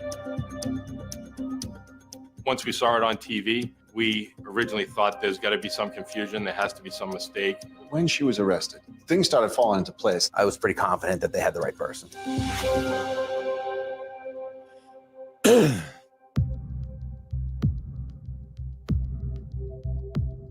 following day, Karen appeared in court represented by attorney David Yannetti. She pled not guilty and was released on bail. At Karen Reed's arraignment, David Yannetti said something to the effect that, hey, this was an accident. This woman, did not do anything nefarious here. Whether it was an accident or something more sinister, a man is dead, and a family has suffered yet another tragedy. Beneath a huge American flag hung between two Braintree Fire Department ladder trucks, the family of Boston police officer John O'Keefe returned him to St. Francis of Assisi Church. The Boston Police Gaelic column of pipes and drums filled the air with a mournful cry, and Boston police officers stood shoulder to shoulder as Officer O'Keefe's casket was carried into the church. As we waited for the hearse to arrive outside the church, in the distance you could start to hear a bagpiper. We opened up the big church doors, and when we stepped outside, there were 50 bagpipers. There were just hundreds of police lined up in formation in the middle of Washington Street. It was beyond moving, and it'll stay with me forever. Myself and the other pallbearers take the casket in and walk down the aisle, and you're seeing everybody. You're seeing everybody from his life. And he has a huge family, right? So you're seeing everybody from his life, and it's rough. It's rough. Obviously, given the circumstances of it, it's painful to see everybody's tearing up. We desperately need answers, and I hope the truth comes out. We know bits and pieces, but I really hope that at the end of the day, especially for his parents and those children, we deserve to know the answers and what happened. Let me start questioning the people at 34 Fairview. Police had a suspect in custody, Sure, they got some answers. but questions still remained. Why would Karen Reed want to kill her boyfriend of nearly 2 years? 0 cents. Members of the O'Keefe family thought John had at one point reached the end of his rope, according to John's niece and nephew, that he wanted to end the relationship and move on. And the picture that was painted of Karen was that she was very controlling, that she did not want to lose John, and she was going to do everything to try to keep him. Months later, in June of 2022, Karen's charges were upgraded from manslaughter to second-degree murder. She was arrested once again. The Commonwealth's theory is that they had an argument. He gets out of the car. She reverses into him. She leaves him there to die and goes home. We just need to believe Karen when she says things like, I thought I might have clipped him. How many times does Karen have to tell us what happened before everyone believes her? The defense floated a different theory, a large-scale conspiracy framing Karen Reed. Defense attorneys claim others caused O'Keefe's death and conspired with investigators to make Reed the scapegoat. If you wondered what corruption looks like, that's what corruption looks like. We started to realize this is nefarious. This is intentional. They're not trying to get to the truth. They're trying to frame my friend. That's it. That's it. What'd you think? I didn't think it was that bad. I didn't think it was that bad. The visuals were great. I think Karen's friend John was phenomenal. I don't know. Overall, it's pretty good. It's pretty good. Have to see where else happens if they're going to do another episode or not. But I mean, just a lot of review. A lot of review of things that we already knew. So it doesn't really surprise me. I just look at Karen Reed 2.0. I keep talking about this. If you think that her lawyers weren't ready the first time around, wait till the second. I'm sure they're going to have a lot more information, a lot more things to talk about. A lot more stuff will come out this time around. And I'm really happy with her team right now, because they're some of the best. They're some of the best lawyers. And, I really wish I could sit here and say, I really hope that this trial's it's not going to go to trial in April, but it is looking like it's going to happen, unfortunately for Karen, and that she's going to have to go through this all over again. But I can be confident that her lawyer and her team and all the people that are behind her, supporting her in the Free Karen Read movement, will definitely be ready this time around once again. So, I don't know. Let's see. I think that's going to be it for this evening. It's getting kind of late here. I'm going to head home, rest my voice. I have another long day at work tomorrow. Hoping to get back on here and do another live soon. I do know I'm trying to line something up again with Todd McGee. So that will be coming up pretty soon. So look out for all of that. I want to thank all of you this evening for checking in. If you're a first-time subscriber, thanks for subscribing. I want to thank all the new members that popped on board tonight and all the people that contributed to the channel to keep the lights on here in the studio. Appreciate you. So I hope you found value in all of this tonight. Had to try to rest my voice a little bit. Still trying to get better, but trying to get stronger and better every single day. And I appreciate all the messages of encouragement. It's been so awesome. And I don't know. I think that's going to be it. So Free Karen Read, thank you all so much. I promise I'll be back soon. And it's been really great to be back here in the saddle once again. So make sure to like, share, and subscribe on the way out. And I will talk to everybody soon. Thank you all so much. Have a great night. Thank you for the support. I love you all. Take care. Bye-bye.